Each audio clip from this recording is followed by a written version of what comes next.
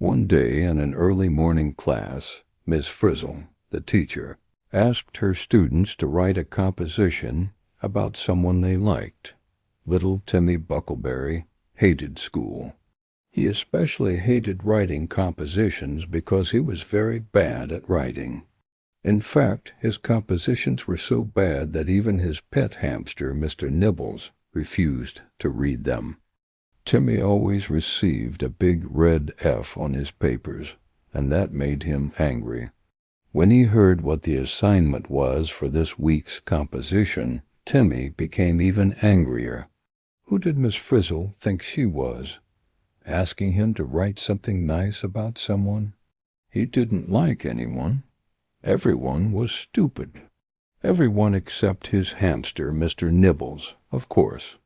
But Miss Frizzle had specifically instructed them not to write about pets this week. Timmy approached Johnny and said, "Hey, Johnny, listen. He's got lots of friends, and he's always nice to them." He quickly wiped the tears from his face and ran to Timmy. Timmy hesitated for a moment, but then he agreed. "My best friend is the best guy I know. He likes to play with me. He lets me win at video games. Hey, Timmy, can I see what you wrote?" Then she read Johnny's. From that day on, Timmy and Johnny became best friends. Timmy learned that being a bully doesn't make you happy, and being kind does. And when I don't have any money for lunch, he lends me some. Even though he doesn't have much himself, he's my best friend, and I love him. Why do you think he became friends with Johnny Bubbles? Sometimes kids who seem mean are actually lonely inside. This kid was bullied for being different. So he decided to reveal his talent. This kid was mocked for being too kind. Then she vanished, leaving him alone in a forest. So he stopped being nice to everyone except his mother. One day his classmates disappeared, and only his mom remained. "My best friend is a great guy. He's a great guy, and I'm glad he's my friend. He always shares his toys. Do you think you could help me write mine?" He helps others. Fortunately, he met an old hermit who taught him how to survive. A year later, he returned to his village to find out who was behind his mother's disappearance. I finally finished it. The next day, Miss Frizzle was incredibly happy. Let us know in the comments. And then she read Timmy's, and he always has a kind word for everyone. Johnny read the composition and said, "Wow, you're right. You're way better at writing than me." Timmy's face lit up. Of course he would help him. This was his chance to make amends with the one kid he had bullied more than any other.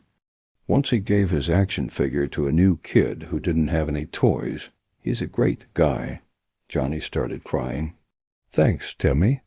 Most of the compositions were about parents, teachers, siblings, or imaginary heroes. They were all pretty good. But the two compositions that stood out the most were Timmy's and Johnny's. "What? Your composition?" Timmy said. "Miss Frizzle gave me yours." His anger was completely gone. What was he supposed to do now? He didn't hate Johnny Bubbles anymore. No one had ever written anything nice about him before. He felt really bad about himself because he hadn't even finished his composition yet. He looked at it and couldn't believe his eyes. "I just wanted to tell you that your composition is ready," when he had given his apple to a sick classmate. Johnny looked at him confused. "And I wanted to give it back to you because I think you forgot it." Johnny took the paper from him. All that came into his head were all the times when Johnny Bubbles had been a good sport, when he had shared his toys with other kids, when he had helped little girls pick up their dropped erasers. And then Timmy stopped writing. Well, Timmy thought for a moment. When he was done, he looked at his paper and realized that this was probably the best thing he had ever written in his life. Johnny Bubbles was his best friend and he loved him. He didn't care what anyone else thought. Of course, it was still not perfect. And so Timmy went to see Miss Frizzle after class and asked her for some tips. She read the composition and couldn't stop smiling. There was one kid in his class that he really didn't like. In fact, he really wanted to get him back for calling him names and stealing his lunch money. It wasn't hard for Timmy to think of something bad to write about this kid. His name was Johnny Bubbles. As soon as Timmy started writing, his anger began to vanish. And so, without thinking too much about it, Timmy just wrote about how cool he thought Johnny was. Meanwhile, Johnny Bubbles was having a terrible day. He had forgotten his homework and was getting yelled at by Miss Frizzle. On top of that, his best friend Carlos had just told him that he was going to move away. And as if that wasn't enough, Johnny accidentally broke the school's most expensive vase while trying to clean it. After school, he started crying. He felt like the worst kid in the world.